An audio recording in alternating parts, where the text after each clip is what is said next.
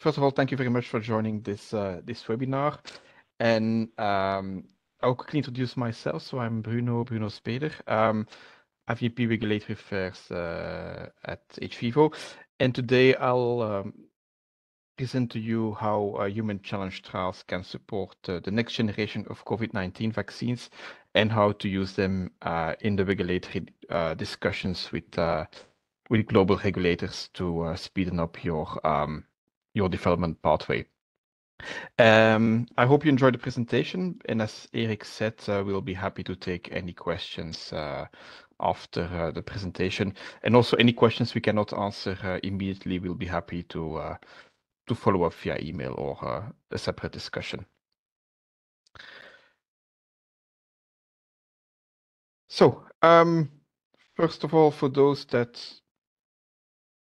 do not know our company, so we're hVivo is the world leader in human challenge studies. We're based in London, in the UK, but we also have a sister company, Venn, who is a dedicated drug development consultancy company.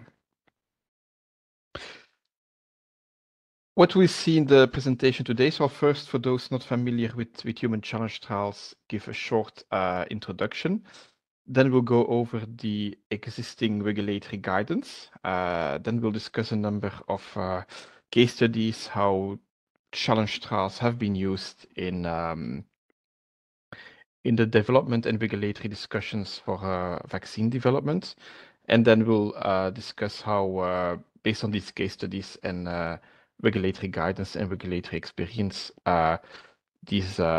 these approaches can be used to develop novel COVID-19 vaccines. So what's a human challenge trial? A human challenge trial or controlled human infection model is actually a trial in which you make people ill on purpose for scientific and or clinical research. In these trials, the participants are challenged with an infectious disease organism, which can be bacterium, virus, parasite. And this infectious disease organism is called a challenge agent, and then are administered a vaccine or an antiviral product. The challenge organism, depending on the disease, can be close to wild type and quite pathogenic, or a attenuated form with less or no pathogenicity, and can also, depending on the approach, be a genetically modified organism. Challenge trials are not something new, so they have been actually used since early on, with the first vaccination by Edward Jenner of cowpox actually being a challenge model in which the cowpox was administered to the first children. We moved on then to the yellow fever experiments done by Walter Reed in the very early 20th century, supporting the find of a yellow fever treatment and yellow fever prevention tool. We had the Tuskegee syphilis study in 1932, which is one of the darker pages of the history of human challenge trials. And then after the Second World War, we've actually progressively seen how challenge trials were incorporated in drug development, with the Common Cold Research Unit in Salisbury in the UK, where challenge trials were used to support the search for treatments for the common colds. And then in 2016, we actually had Vaxchora, and we will discuss Vaxchora a bit later on in the presentation, where the first vaccine was actually approved based on a challenge trial used for licensure. Challenge trials are used in a very wide range of infectious diseases, and this is a graph taken from an article written by Adams and Phipps, and you will find all the references in the last slide. So for those that are interested, they can look it up themselves. But actually, if you look at the challenge trials run, most of the challenge trials have actually been run in malaria and influenza, but also they've been used in a very broad range of other diseases, ranging from streptococcus to cholera to coronavirus, with a number of COVID-19 challenge studies run, over parvovirus, norovirus, so in a very broad range of agents. These CHIM trials, they're usually performed in healthy volunteers, but sometimes they're also performed in what we call otherwise healthy volunteers. So, for example, they're also sometimes run in asthma subjects or in people with predefined conditions where it's better suited for the development. It's run in these otherwise healthy volunteers. They usually run in dedicated quarantine units where, depending on the organism, people are kept in isolation. There is reverse barrier nursing to prevent the staff working on these challenge trials for infecting the subjects and vice versa, and to avoid cross-contamination. And these challenge units should be really seen as a phase 1 like setting. Challenge trials are usually run in a double-blind design, as you would run most of the studies. Depending on trial to trial, sometimes an open label design is used. And an open label design is often the design of the characterization trial, where you do the classic dose finding of the human challenge agent. How is the flow of such a challenge trial? It depends a bit from vaccine or antiviral. So for a vaccine trial, there is first a screening part, then the vaccination part, and then 4 to 6 to 8 weeks after vaccination, depending on the vaccine and the mode of action, subjects are admitted to quarantine, challenged with the challenge agent, kept in quarantine for between 8, 11 to 14 days, depending on the organism, and that's then discharged and followed up with the quarantine part in blue and the outpatient part in green. For an antiviral trial, it is a little bit different. So subjects are screened, admitted to quarantine, then challenged with the agent, and then given the antiviral, also kept in quarantine for a period between 7 and 14 days, then discharged, and then there is the classic follow-up, with the follow-up period a bit depending from agent to agent, and also depending from product to product. For example, in the case of antiviral products, there's a longer follow-up for monoclonal antibodies than there would be for small molecules. If we look at the existing guidance on human challenge trials, the World Health Organization has developed a range of guidance. So there is 2 regulatory consideration documents the WHO prepared generally on human challenge trials. One is the human challenge trial guidance for vaccine development, developed in 2016.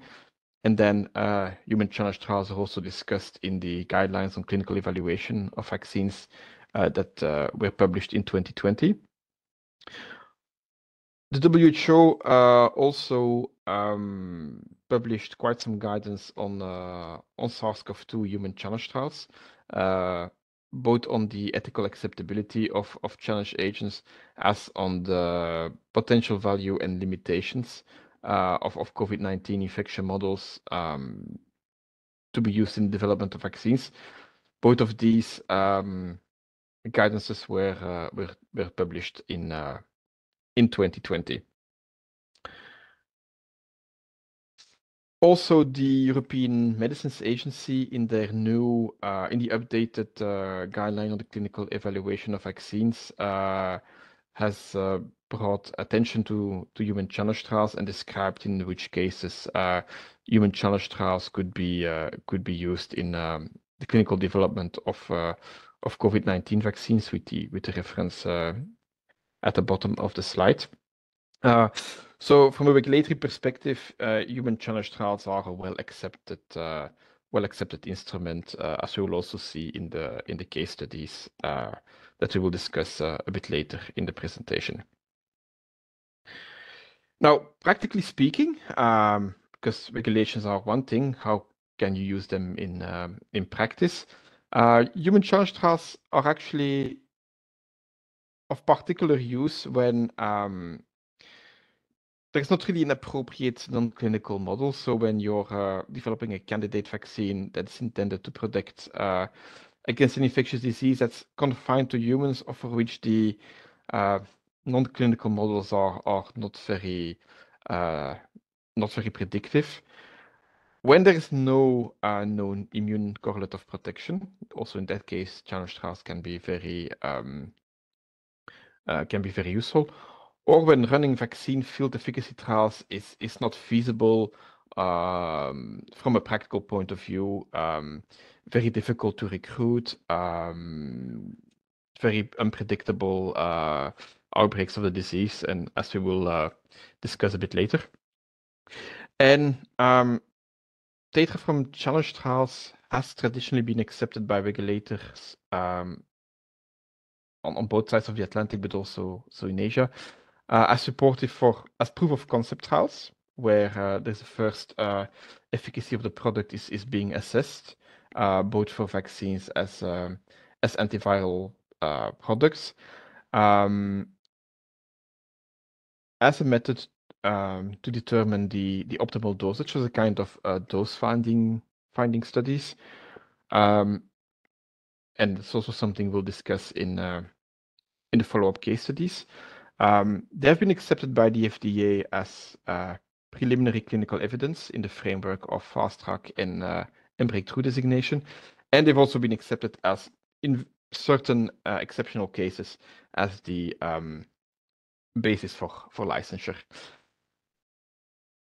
Very quick summary of the difference between challenge trials and field trials. So human challenge trials, because they are conducted in a controlled environment, and because you know exactly when subjects have been inoculated, they can be quite short, run in small cohorts, because you have a very high attack rate compared to field trials. For example, in a field trial, if you have an infection rate that's between 2 and 5%, in human challenge trials, depending on the challenge agent, depending on the mode of administration, you can have an attack rate between 50 and 70%, which of course allows for quick decision making on efficacy, but also leads to a lower cost compared to a traditional field trial. In the next few slides, we'll run to some practical case studies how challenge trials have been used in regulatory discussions with regulators, and then we'll go to how these lessons can be implemented in the development of novel COVID-19 vaccines. So they have been used on a number of occasions to support breakthrough designation application with the FDA. For those not familiar with breakthrough designation, it's an FDA expedited pathway for a drug or vaccine intended to treat a serious disease, and can be obtained based on preliminary clinical evidence that indicates the vaccine or the antiviral or monoclonal antibody demonstrates a substantial improvement on a clinical significant endpoint over available therapies. And we've worked on a number of cases for RSV vaccines, where a challenge trial was built in the clinical development pathway, and where the data from an RSV human challenge trial combined with phase 1 safety trial data and phase 2A immunogenicity data have been accepted by the FDA as preliminary clinical evidence to support a breakthrough designation. Breakthrough designation allowing for an expedited review once the NDA or BLA is filed.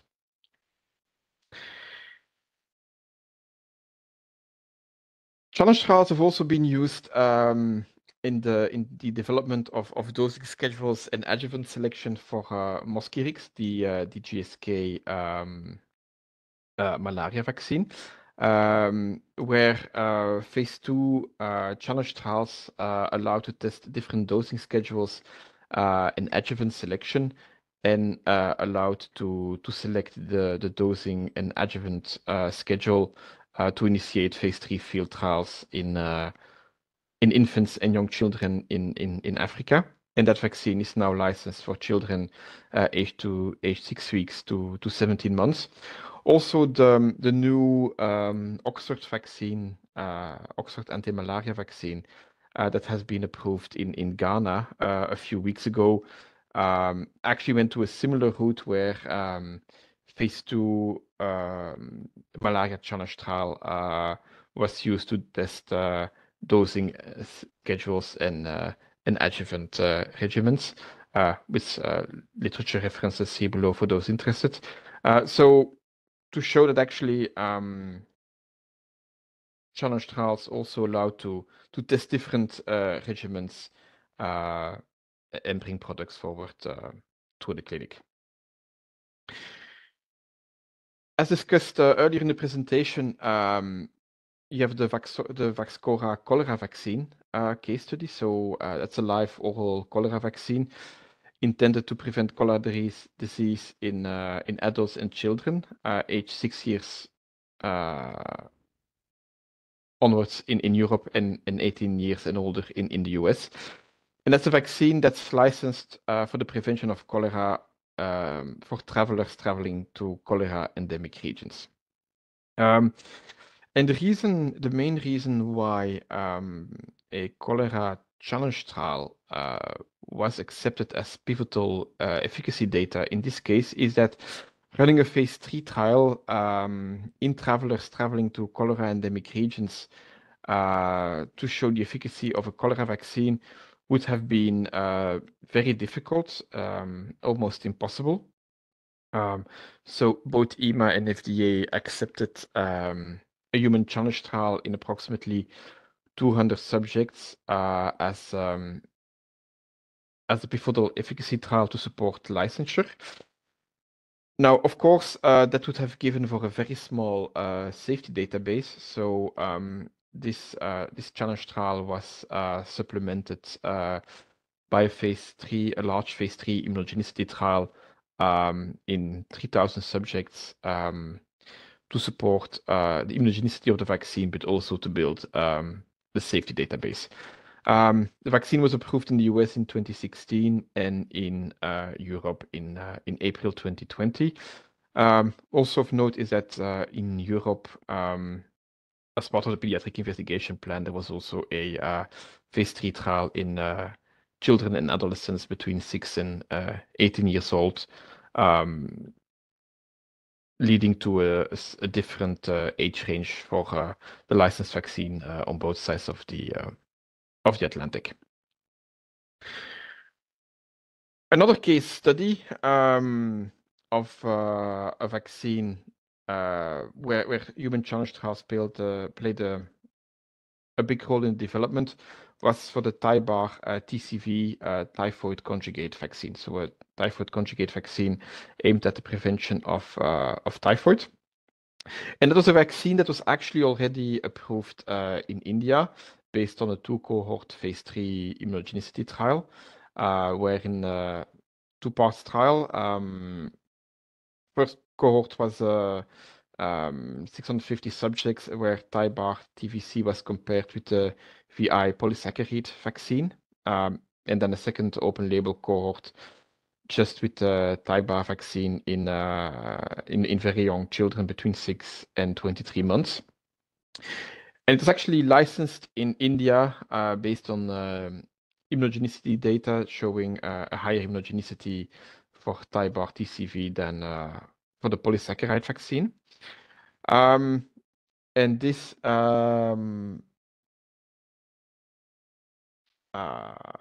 vaccine was then on the market in India, and in order to be able to pre-qualify the vaccine at the WHO, a human challenge trial was run in the UK at University of Oxford.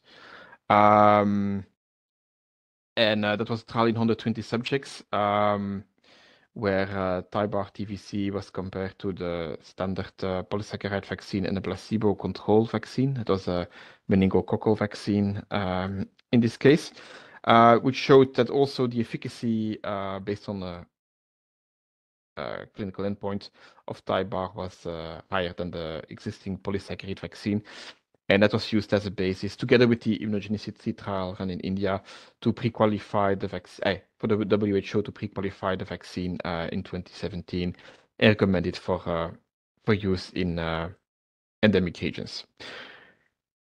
And with these 4 case studies, we actually want to show that actually human challenge trials have, in different situations, played a very important role in the development of a broad range of vaccines, but also have been accepted by global regulators, EMA, FDA, but also the World Health Organization, to play an essential part in the regulatory discussions and allowing licensure. Now, if we go to COVID-19 vaccines, a quick refresher about the COVID vaccines that are currently approved in European Union. Vaccines you all know very well, as we've all been vaccinated at one point or another with one of these vaccines. And that brings us to the current challenges in developing new COVID-19 vaccines. WHO declared the COVID-19 pandemic over very recently. But that doesn't mean that there is still no need for improvement and development in for novel COVID-19 vaccines. Specifically for immunocompromised subjects, patients, people with asthma, COPD, etc. There is still a real clinical need for novel vaccines and for next generation vaccines. Now, what is a bit the problem today with COVID-19 vaccine development is that COVID-19 is getting unpredictable. There are waves of outbreaks. There is an unpredictable nature of the attack rate. There is variant pressure. So if you run a trial, variants can change during the trial. And if today you would run a COVID-19 phase 3 standard field vaccine trial, that would be a very complex trial. You would need very large cohorts to derive robust statistical conclusions, and you're probably going to have relatively unpredictable results because the attack rate will be so difficultly predictable, and you would have to run very large global trial, and that will probably lead to unpredictable results. Also, that we're not based on how the disease keeps on moving, not very sure if it will turn into a seasonal disease like influenza, or if there won't be that seasonal component. So we actually don't know, which leads to the need for novel clinical and regulatory development approach based on previous experiences and a bit of a novel approach. And it's something that has been recognized by both FDA and the European Medicines Agency, who, for example, run a workshop end of last year in alternative approaches to development of monoclonal antibodies for vulnerable populations. And based on the existing experience with challenge trials and based on partly on the outcome of this workshop, we would like to present a different or alternative route to develop COVID-19 vaccines. So what we've seen is that based on the experience with Vaxchora and Tybar, is that a well-designed human challenge trial can supplement the efficacy data of data collected in a phase 3 trial. And what we'd like to propose is an alternative approach where you design a well-designed phase 3 trial, but you have an adaptive design and adaptive approach with a number of pre-planned and predefined scenarios. So what we suggest, and that's something we'll discuss in detail in the next slides, is a development approach for a novel COVID-19 vaccine based on true planned scenarios.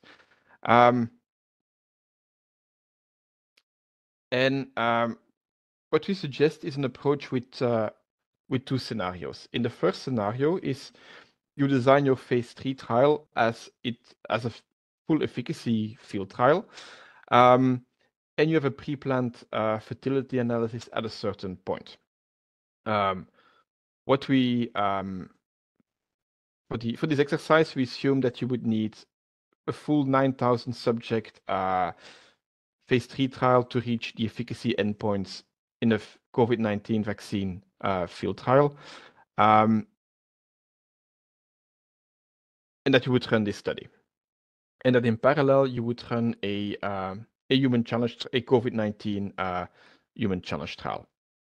Your phase 3 field trial continues, and after approximately 4,000 subjects, you would run a fertility analysis, namely, based on the current attack rate and occurrence of COVID-19, can I reach my efficacy endpoints?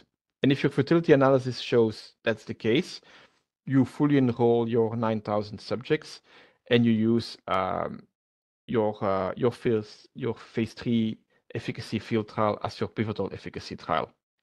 The human challenge trial you would have run in parallel with your phase 3 trial would then be used as supportive efficacy.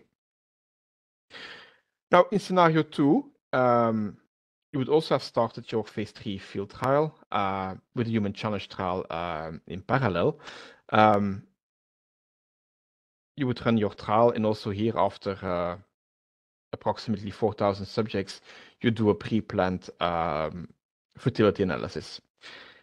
And if based on that fertility analysis, you see that your endpoints cannot be reached, you would just enroll the number of subjects you require for safety and immunogenicity, and you would use that phase 3 efficacy field trial as a safety trial only. The human challenge, the COVID-19 human challenge trial you would run in parallel with the phase 3 trial would in that case be used as a pivotal efficacy trial, and the phase 3 field trial as a safety trial only, actually giving a similar scenario that was done for the Vaxchora vaccine and for the Topra vaccine, where a human challenge trial was used as pivotal efficacy, and the phase 3 field trial as safety/immunogenicity trial. Now, if you would take such an approach, there are a number of design considerations you have to take into account. The first of all is that the phase 3 trial should mimic your target population, as you usually run in a phase 3 field trial, both for safety as for efficacy. But a human COVID-19 human challenge trial would probably be limited to a certain age range, 18 between 45. As a note, COVID-19 challenge trials run until now have been limited between 18 and 30 years old. Now, with the pandemic having progressed and being less of a health risk today than it was, for example, in 2021, when the first COVID-19 challenge trial was run, we feel confident that that age range can be extended from 30 to 45 years old, but of course subject to discussion with regulators. But also your efficacy endpoints of your human challenge trial should relate to the clinical efficacy in the field, prevention of disease, disruption of transmission, if that's one of the endpoints you would consider for your vaccine, symptoms, or certain surrogate biomarkers, depending on the design you would have. But also your human challenge trials should be adequately powered and also something to discuss with regulators of the regions where you would like to market your vaccine. But also a few important considerations for the human challenge agent. So the challenge agent should be representative for strains circulating in the field. There is always a little backlog, to say it like that, on the challenge agent. So your challenge agent, it takes between 6 months and 12 months to develop a human challenge agent. So your human challenge agent will never be exactly what is currently running in the field, but should still be quite recent. And also the choice of strain be discussed with the applicable regulators. Very important is that the strain should comply with all the relevant CMC and quality requirements. And there should be sufficient information available on the human challenge trail, the characteristics, non-clinical data, if available, overview of the manufacturing information, and the results of the phase 1 strain characterization trial. If you're discussing with the FDA, opening an IND for the challenge agent alone can be considered.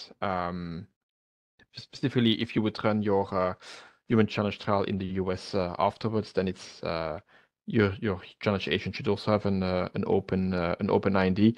Otherwise, you can provide the CMC documentation both in module 2.3 or in the IMPD format, if it's for discussions with a European regulator, in your scientific advice package or pre-IND package, if you would discuss with the FDA. But what's very important is that if you would take an approach like this, it's very important that you have a very early interaction with regulators, FDA, EMA, but also in Asia, if you're looking to develop your vaccine for the Asian market, to have an agreement on the development plan, where you would integrate a human challenge trial on that, but also to have an agreement on the selected challenge strain, and discuss that well up front in a scientific advice or pre-IND meeting, or both. But also during the development plan to have regular updates and feedback with regulators on this case-by-case approach. Very important, as always in development. This is a case-by-case approach. Every vaccine is different, but it's always very important to discuss well up front with regulators on this approach. So in conclusion, human challenge trial data have a broad regulatory application, as we've shown through the case studies and the other slides we've shown. It's a very useful tool in development of vaccines. This presentation has been focused on vaccines, but for example, they can also in development of antivirals, both direct antivirals, immunomodulators as monoclonal antibodies for pro and post-exposure prophylaxis can play a very important role. Had a discussion on that even still this morning. It's a case-by-case approach with regulators, as with any development plan. Go early and discuss well up front.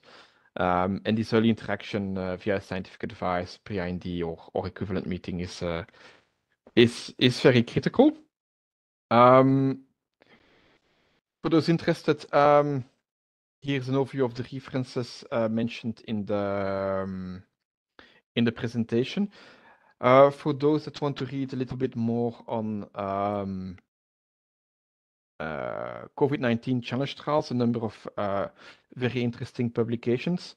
on how COVID-19 challenge trials can speed up vaccine development, how the model has been established in the pandemic, something we didn't really discuss in this presentation. And the last article, King Lee et al. Describes the results of the first SARS-CoV-2 human challenge trial that was performed in young adults. But this is just for those interested, useful literature to look at. And that brings us to the end of this presentation, and we're happy to take any questions you might have. But also here are my contact details. Should you have any question after the presentation, feel free to reach out to us and have your questions. I don't know if there is any question. The slides will be made available, as will be a recording of the presentation. That will take a few days, but we will notify you if once they will be made available.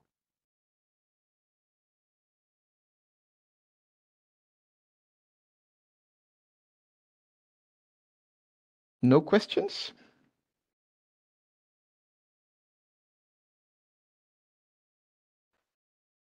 Well, do you have experience that this? Yes. Do you have experience? Can I use the microphone then? Hello? Yeah. On the question, do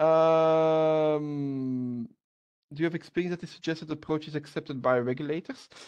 Well, it's always, you will understand there's a certain client confidentiality around this, but we've had some discussions with regulators on this approach. Now, as said, it's always a case by case. It's always important to notice that when you go for an early interaction with regulators, concepts are always a bit conceptual. But we've had very good discussions with regulators on COVID-19 challenge trials and how to implement them in development. Of course, that remains a bit of a moving target because you discuss a concept and then you have the phase 1 data, immunogenicity data, and that can bring you to other conclusions. But we've had very good discussion without being able to go too much in detail. We've had very good discussions with regulators on this on such an approach. Yes.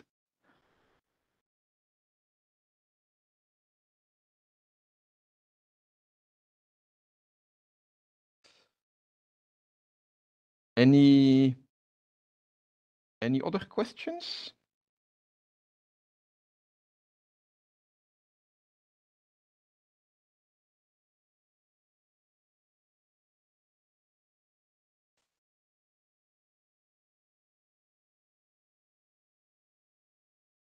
Yeah, so you said HCT was conducted in 21 for COVID-19 vaccines. Did this work contribute to the approved vaccines on the market now? In all fairness, it did not. And that was actually for the very practical reason that, and it's actually one of the lessons learned of the pandemic, is it took quite a while to develop the COVID-19 challenge agent. And that was actually the development of the challenge agent at the time was a bit delayed by the lack of manufacturing capacity. And by the time the challenge agent was approved, and by the time the first COVID-19 challenge trial was approved, the first vaccines were actually already on the market, so they did not contribute to any of the vaccines that are on the market. Although some of the data was used for some modeling activities, so they did. Data was indirectly used, but none of the vaccines that were approved, especially not the first ones, went through a COVID-19 challenge trial. How does hVivo prepare for the expected standard of care change due to the announced VRB pack meeting mid of June? We'll await that meeting and the meeting minutes and take it from there.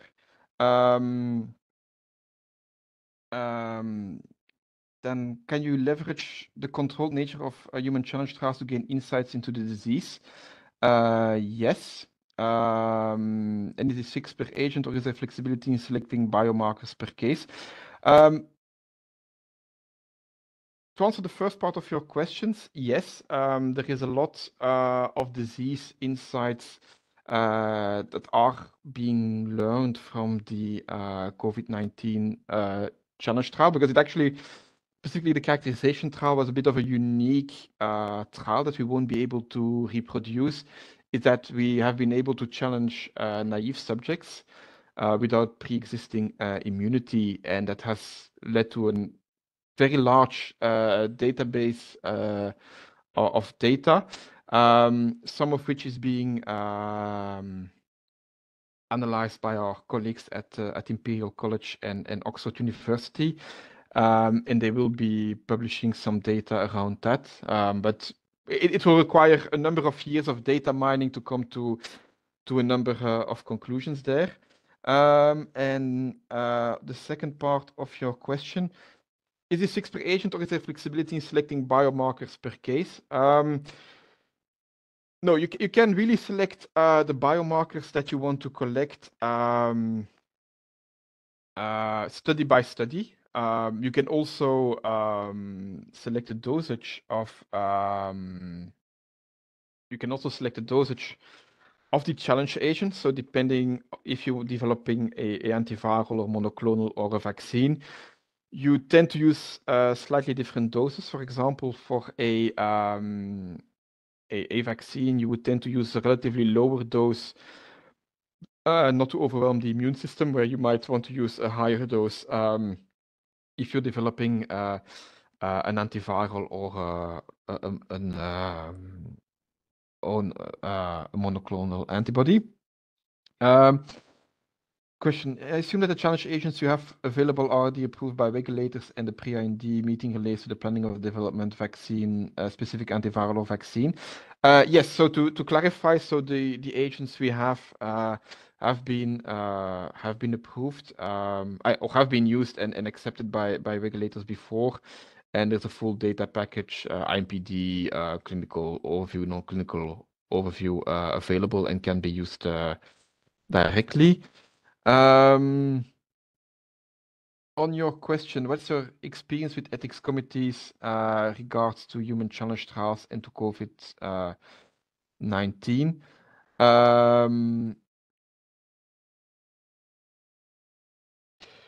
Well, there is a broad experience with also by ethics committees in reviewing human challenge trials. So we don't anticipate any problems there. Sometimes you come across an ethics committee that doesn't really have full experience with human challenge trials, so you get some back and forth questions. But in general, ethics committees are well aware of human challenge trials. Of course, with the approval of when the first COVID-19 challenge trial was approved, there were very intensive discussions with the ethics committee, and in that case, maybe for those interested, in the useful literature, so on slide 26, there is the article by Davis, and that actually describes. Davis was a chair of the ethics committee, the special ethics committee that approved the first SARS-CoV-2 challenge agent, and that's a very nice article describing the perspective of the ethics committee in reviewing that first challenge agent, and it gives a number of insights. But we've had, and I think it's only normal. When the first COVID-19 challenge trial was done, there were a number of interactions between with both the regulators as the ethics committee. on a wide range of subjects, ranging from rescue medication, which at the time was you have to also look things in the perspective of the time. These discussions were held second half of 2020 with very few therapeutic options available at the time, no existing vaccines. So there was some discussion, can you actually ethically run the COVID-19 challenge trial, where we had very constructive discussions with the ethics committee, and there was a very good collaboration with the ethics committee to really address the points in a speedy way. Discussions with the regulators were a bit more technical, but these were very useful discussions. Is HV the leading ACT facilitator for COVID-19 studies? Yes, we are the only commercial party that has run COVID-19 challenge trials up to date. As these were emergency approvals for COVID vaccines, any health authority released guidance on studying the side effects in vaccinated population? I'm not so sure what you mean with that question. So if I answer it wrongly, feel free to send me an email with a follow-up question. There are no specific guidelines on running COVID-19 studies in COVID-19 vaccinated population.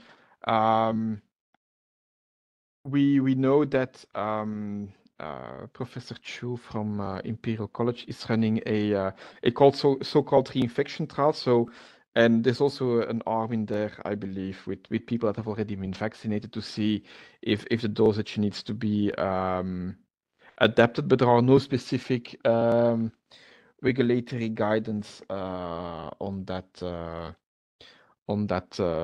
subject.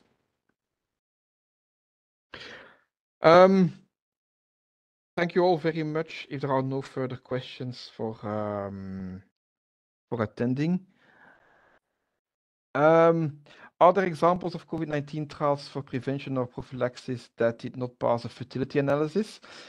There have been, to my knowledge, but you will understand that for client confidentiality reasons, we cannot mention which ones, but there have been field trials that did not pass the fertility analysis test. That's indeed correct.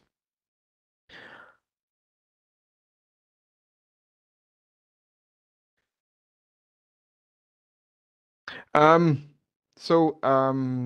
you. If there are no further questions, thank you all very much for attending this webinar. I hope it was useful. Should you have any further questions, feel free to contact me, and we're happy to discuss any further stage if you have any further questions.